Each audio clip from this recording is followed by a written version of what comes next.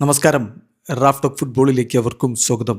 Real മാഡ്രിഡിൽ പരാജയപ്പെടുക എന്നുള്ളതൊരു ഓപ്ഷനല്ല, വിജയം മാത്രമാണ് വേണ്ടത്. ഞാൻ നിങ്ങൾക്ക് ഉറപ്പ് തരുന്നു, നമ്മൾ വീണ്ടും വിജയിച്ചു തുടങ്ങും. ആരാധകർക്ക് കിലിൻ എംബാപ്പയുടെ ഉറപ്പാണ്. അദ്ദേഹം തൻ്റെ സോഷ്യൽ മീഡിയ പ്ലാറ്റ്ഫോമുകളിലൂടെ ആരാധകരോട് സംവദിക്കുന്നു. അദ്ദേഹം പറയുന്നു, ഞങ്ങൾ പരിശ്രമിച്ചു, അവസാനം വരെ ഞങ്ങൾ പരിശ്രമിച്ചു. ചാമ്പ്യൻസ് ലീഗിൽ തോറ്റു പുറത്തായതിനെക്കുറിച്ചാണ് പറയുന്നത്. V tried until the very end. പക്ഷേ അത് മതിയാകുമായിരുന്നില്ല. ഒരു ഇമ്പോർട്ടൻ്റ് കോമ്പറ്റീഷനിൽ നിന്ന് ഇങ്ങനെ പുറത്താവുക എന്നുള്ളത് നിരാശാജനകമാണ്. പക്ഷേ ഞങ്ങൾ മുന്നോട്ട് നോക്കുകയാണ്. തീർച്ചയായിട്ടും സ്വയം ഒന്ന് വിലയിരുത്തി ഞങ്ങൾ മുന്നോട്ട് പോവേണ്ടതുണ്ട്. ഇത്തരത്തിലുള്ള ഡിസപ്പോയിൻമെൻറ്റുകൾ ഇനി സംഭവിക്കാതിരിക്കാൻ ശ്രമിക്കേണ്ടതുണ്ട്. We will never give up. നമ്മൾ ഒരിക്കലും തോറ്റു പിന്മാറില്ല. നമ്മൾ മാഡ്രിഡാണ്.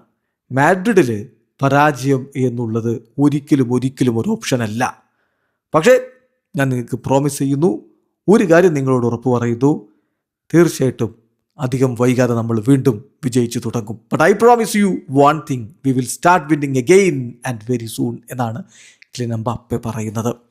എംബാപ്പെ PSG എല്ലാം നേടി മുന്നോട്ട് പോയതാണ്, ചാമ്പ്യൻസ് ലീഗ് ഒഴികെ.